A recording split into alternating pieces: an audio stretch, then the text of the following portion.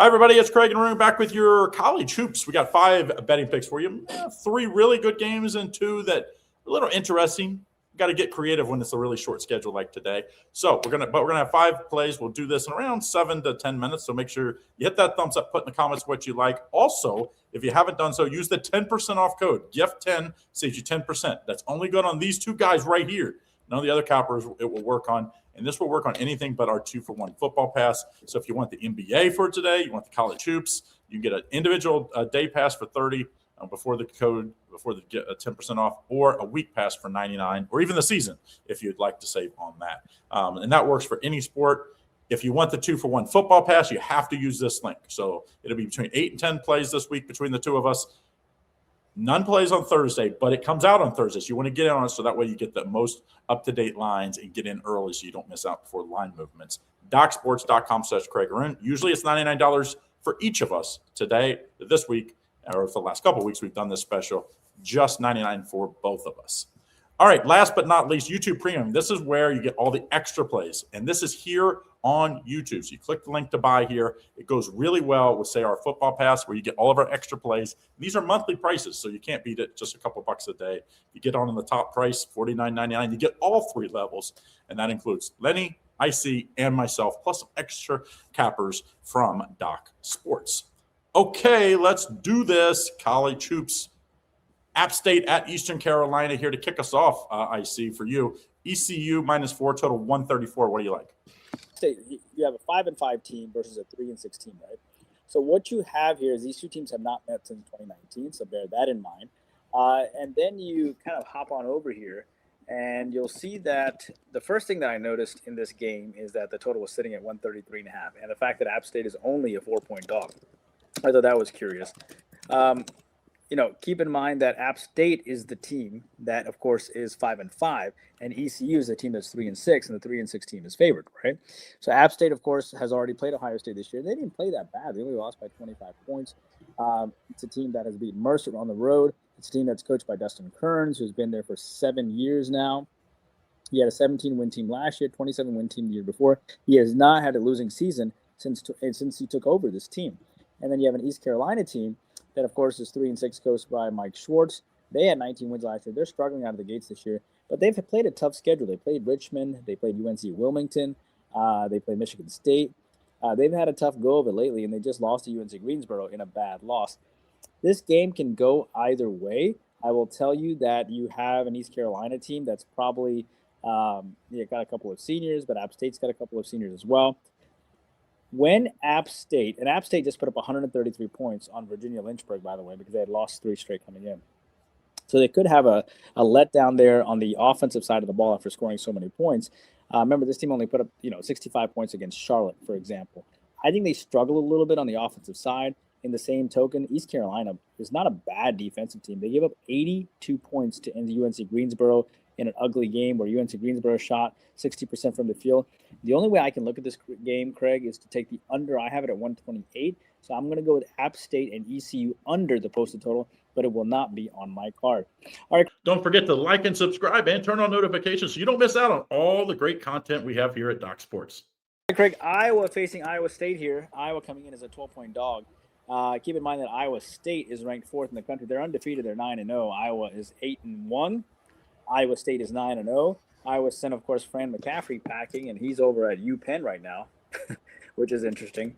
And then, which is funny because Steve Donahue is over at St. Joseph's, so that's always interesting. But Iowa comes into this game with Ben McCollum, who came over from Drake after one season at 31-4. Iowa, of course, is the top 35 offensive and defensive team. Big win against Maryland, winning by 19. Can this team keep it close, Craig, against a mighty Iowa State team who just beat Purdue 81-58? Obviously, Purdue or Iowa State has Coach TJ here, who finally looks like he's busted out with one of his best teams ever right now. So this might be the time where they've really sort of busted out here. The last time these 2 teams played, Iowa State beat them by 9. Do you think Iowa can hang tough with their new coach, or do you think Iowa State has a letdown, or do you think Iowa State just keeps beating them? Well, Iowa State had a huge win at Purdue last time out. And it wasn't close. Like, it was never close. So now you have to face your rival that you've beat 3 of the last 4 times. Somewhat why McCaffrey, I think, was let go is like, the shift of power has definitely gone to Iowa State. The Ben Steritz kid for Iowa that came from Drake that's followed this coach now 3 different places. I think he's going to be first team all league. I think he'll keep them in this. I mean, the ball's always in his hand. He's kind of like a baby Luka. If you haven't watch him, he will be the key. If he can keep them in it and they can ride him, everything goes through him. Either he scores or he sets other people up. I'm going to take Iowa plus the 12 and a half. I even see some places Iowa State's really good. But in a rivalry game, getting double digits, it's like old school handicapping. You always take the underdog pretty much in this system, especially if you have a great transcendent player. And I think the Steritz kid can be that. I think he's a future lottery pick in the NBA this coming year. I like Iowa plus the 12 and a half. Next game for you, St. Joe's and Syracuse. Syracuse has been a nice little story so far. Have beat some people and stayed close to even some other good teams. Syracuse favored by 12, total 147 and a half. What do you like here? Yeah, Syracuse here, St. Joseph's. Speaking of Steve Donahue, actually, these two teams haven't met since 2007, by the way. Syracuse is a very interesting team. They had obviously Carmelo's son is there. I know a couple of people over at Syracuse. But they come off that huge win against Tennessee, 62-60. And, they were hanging around against Houston, went to overtime and lost to Kansas by 11. And then they had Iowa State, and they had a bad loss. And they took all that motivation out and anger out on Tennessee and beat them at home. Adrian Autry is a pretty good coach, but, they were 14-19 last year. He really needs a big year, and we'll see if he gets it. St. Joseph's comes into this game beating Coppin State, but Coppin State's horrible. They're arguably the worst team in America, and they only beat them 87-65. Just to give you an example of how bad Coppin State is, Coppin State lost 100-50 to South Florida earlier this year. This is a game where, obviously St. Joseph's is in Philadelphia.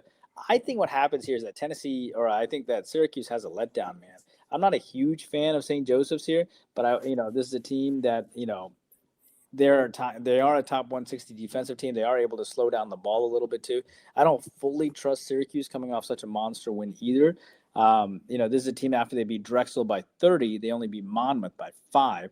But they do have the ability to beat up on some teams such as Binghamton, Delaware State. Maybe they win by a wide margin. I just don't fully trust Syracuse. So I'm going to take a small lean here on the under, Craig. But I don't love it, but I'm going to take a small lean on the under. I like the under in the first game a little bit more between App State and ECU that I gave out. How's it?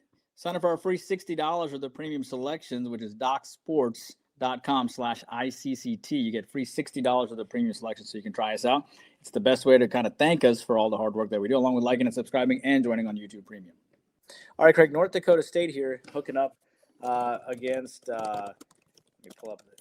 North Dakota State here hooking up against Cal State Bakersfield, right? So North Dakota State coming in as a 6.5-point chalk on the road, 7-3 versus a 4-6 team here. The public is on the over here. North Dakota State did play them last year and beat them 94-60.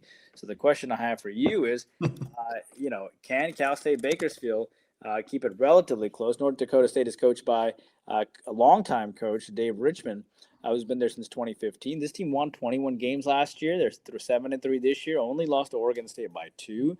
Only lost to Arkansas State by 5. Coming off a nice win against Northern Arizona. And then you have Cal State Bakersfield here. By the way, keep in mind North Dakota State has Drake on deck, but Cal State Bakersfield here, coached by first-year coach Mike Scott, 4-6. They played Florida State this year, lost by 30. They played UC Santa Barbara, but they did beat Fresno State on the road by 5, and lost to Ole Miss by 22. What do you think happens here with North Dakota State? 6.5-point chalk on the road. Well, these two teams actually played twice last year. They split, but the last one was a 30-plus beatdown for North Dakota State. I think they didn't forget about that Cal State Bakersfield. And yes, you do have new staff and stuff, but there's still some holdovers, and people don't forget those things. I also think the over. I know a lot of people are on it already. Cal State Bakersfield allowed 100 and something last time out, and their defense has really struggled. 109 to UC Santa Barbara. Cal State Northridge allowed 87. 71 to Fresno, 89 to Florida State. So I do think the over. I would small lean on the over, but I'm taking a revenge spot for Cal State Bakersfield. I think they get it done and keep it within the 6.5 here. Last game, Alabama State, Missouri. We like to have 5, so we went back in the schedule. So if you wonder why this is an earlier game, Missouri minus 22.5.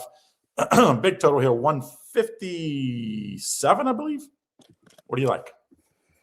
Yeah, I mean, Alabama State is coached by Tony Madlock, and I know this team a little bit. Alabama State had 20 wins last year. Tony Madlock's not a bad coach. This is a team that has played some big teams already. They played Florida State this year. They beat UAB on the road. They lost to Colorado. 157.5. Sorry, guys. I didn't mean to interrupt you. 157.5, not 151.5. Sorry. Yeah, no worries. So then this is a team that played New Mexico on the road and lost 93 to 87. They can certainly put up some points here. They got, about 3 key seniors here. Missouri is a team that it's really interesting. It's a team that put up 60 points against Kansas, which of course is a top 10 defense, and they lost. It's the first time they lost back-to-back games and the first time they lost any games. Then they put up 71 points against Notre Dame, who's a top 65 defense. And now they get to face Alabama State, who's a top 280 defense. And, when they faced one of the worst teams in Cleveland State, they put up 86. They're coming off 2 of their lowest outputs of the year. I like the over, man. I think that's the only thing that kind of makes sense here. You're going to get Missouri ticked off, losing back-to-back games, and they're going to want to put up a ton of points here. Just to tell you how bad Missouri was last game, they only had 25 points in the first half. They only shot, 26% from the field. It was a bad loss. It was a team that really thought they were going to do something there. It's not entirely their fault because Kansas was coming off that loss to UConn. I think this is probably one of the highest totals on the board today. I think it is the highest total. Actually. Yep. I think so. Except for that Green Bay IUPUI game, but I'm going to take the over here. I bet you the public is as expected. It's about 50-50, but I like the over. I think Alabama State can be a great active dog as well. And this could be my premium selection tomorrow, but I'm trying to stay away from totals, like I'm trying to stay away from bad habits. So, but if I win tomorrow, I'm plus 8,400 on the year in college basketball. So if you want to get in on any of our plays, instead of a $30 for a day pass or $99 for a week per sport, these are per sport prices, you go over, use that gift 10, saves you 10%. I'm going to have a top prop. I'm sure we'll have a play in either college basketball, NBA, or NHL. So check the grid. That tells you who has what for the day, if there's any big plays on the board. And this will only work for IC or me over at the website. Don't forget about the 2-for-1 football pass. The 10% will not work on this because it's already 50% off, $99, docsports.com/Craig Arun. It comes out at 6 o'clock. No Thursday night football plays, but we'll have 8 to 10 plays between the two of us. So make sure you get on it. Last week we've only had a couple, and I know we'll probably have it this week where we agreed on. We both had Kennesaw State, and they had to make a sweat, but they got it done for us. So maybe get in on it this week. That means you go a little bigger if we are on a consensus on that. All right, guys, have a great day. Don't forget about the YouTube Premium. $49.99 a month, get you all 3 levels. So less than $2 a day. You get in on all the extra plays that we have. It's my teaching channel. Join it. You won't regret it. Link is in the description to get it, by the way. All right, guys, have a great day.